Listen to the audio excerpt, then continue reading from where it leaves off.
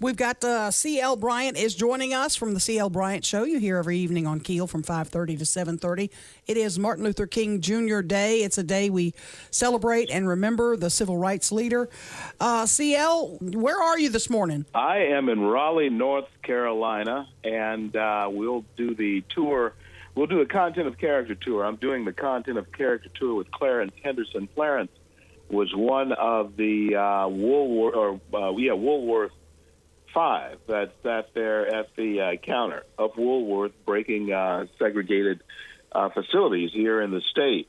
And I will be touring with him today, and then I'll take my content of character tour on the road to South Carolina and to Georgia, and then back up here and then home on Friday afternoon. C.L., let me ask you this. Dr. King, if he were to be here with us today, what would he say has been our greatest accomplishments with regard to civil rights, and where would he say we have dropped the ball the most? The greatest accomplishment would be is that we have achieved equal opportunity as far as a person being able to compete.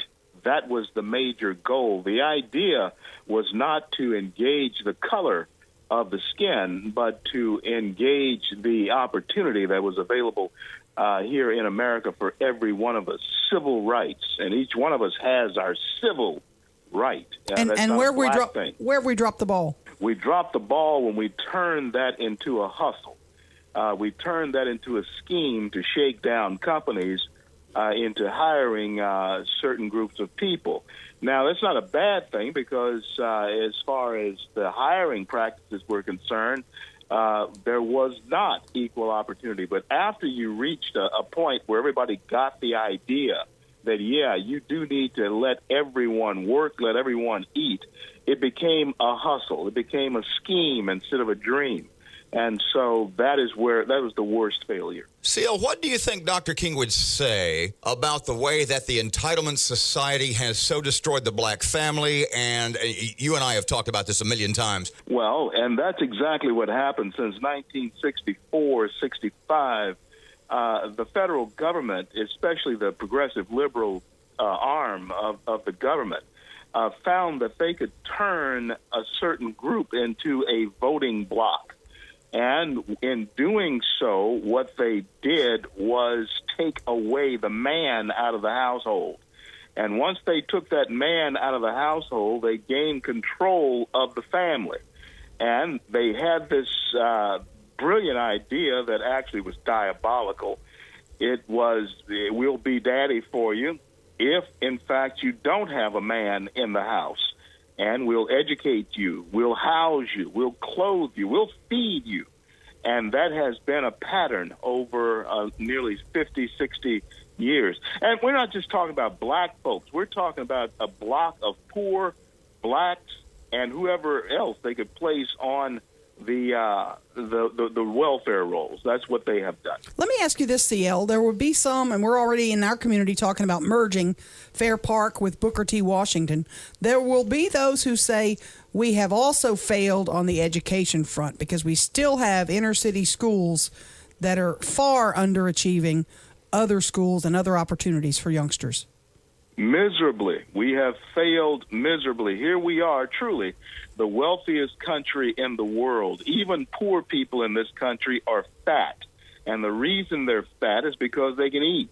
And I don't care how you look at it, America is a land of plenty, except when it comes to driving home the importance of education to those it would help the most. There was a time when poor people actually took a great advantage of bringing themselves up because they became educated.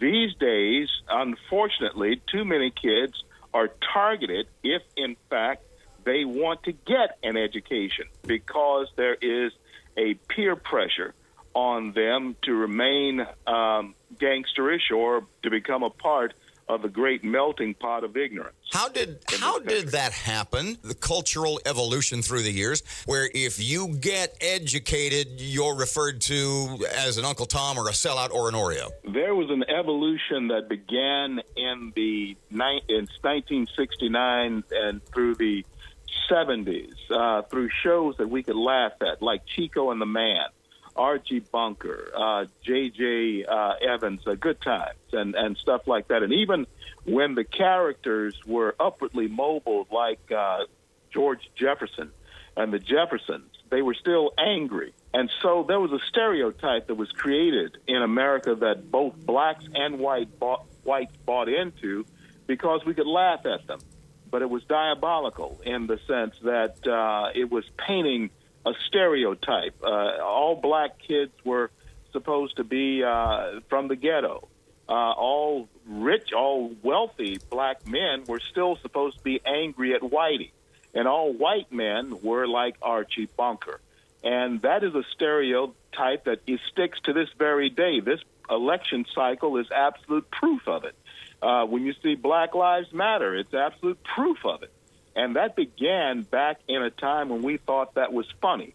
And now it's not funny. The chickens are coming home to roost in this country.